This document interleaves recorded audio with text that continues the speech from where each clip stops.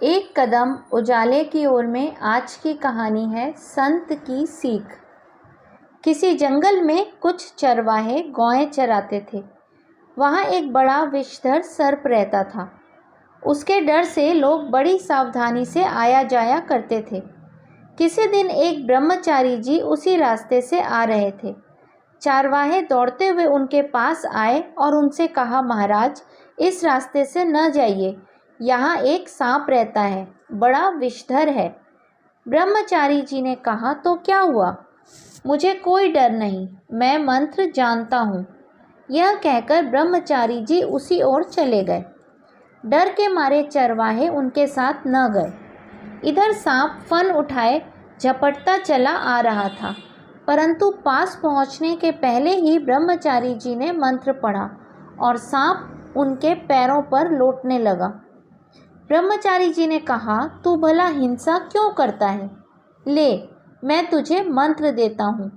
इस मंत्र को जपेगा तो ईश्वर पर भक्ति होगी, तुझे ईश्वर के दर्शन होंगे, फिर यह हिंसा वृत्ति न रह जाएगी। यह कहकर ब्रह्मचारी जी ने सांप को मंत्र दिया। मंत्र पाकर सांप ने गुरु को प्रणाम किया और पूछा, भगवान, मैं क्या साधना करूं? गुरु ने कहा, इस मंत्र को जप और हिंसा छोड़ दे। चलते समय ब्रह्मचारी जी फिर आने का वचन दे गए। इस प्रकार कुछ दिन बीत गए।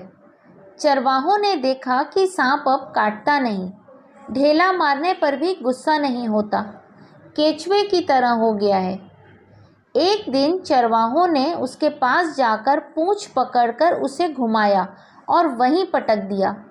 सांप के मुंह से खून बह चला। वह बेहोश पड़ा रहा, हिल डुल तक न सकता था। चरवाहों ने सोचा कि सांप मर गया और यह सोचकर वहां से वे चले गए।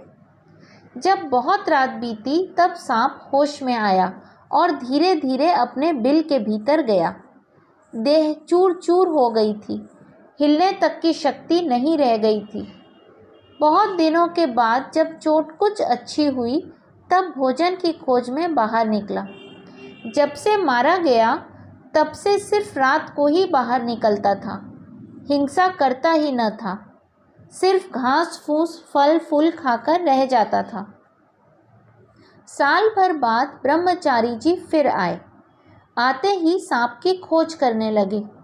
चरवाहों ने कहा, वह तो मर गया, पर ब्रह्मचारी जी को इस बात पर विश्वास न आया।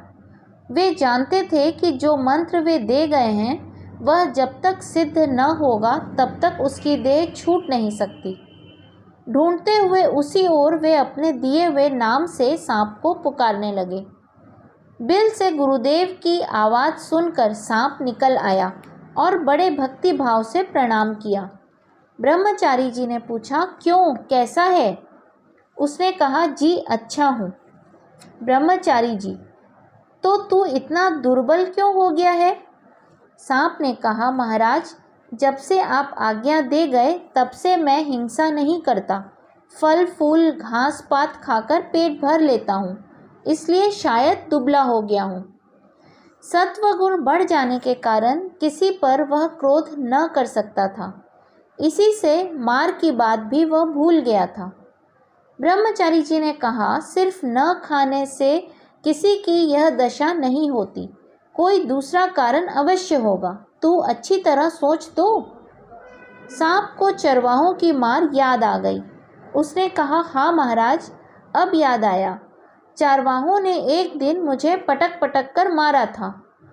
उन अज्ञानियों को तो मेरे मन की अवस्था मालूम थी नहीं, वे क्या जाने कि मैंने हिंसा करना छोड़ दिया है। ब्रह्मचारी जी बोले, राम राम, तू ऐसा मूर्ख है, अपनी रक्षा करना भी तू नहीं जानता। मैंने तो तुझे काटने को मना किया था, पर फुफकारने से तुझे कब रोका था? फुफकार मारकर उन्हें भय क्यों नहीं दिखाया?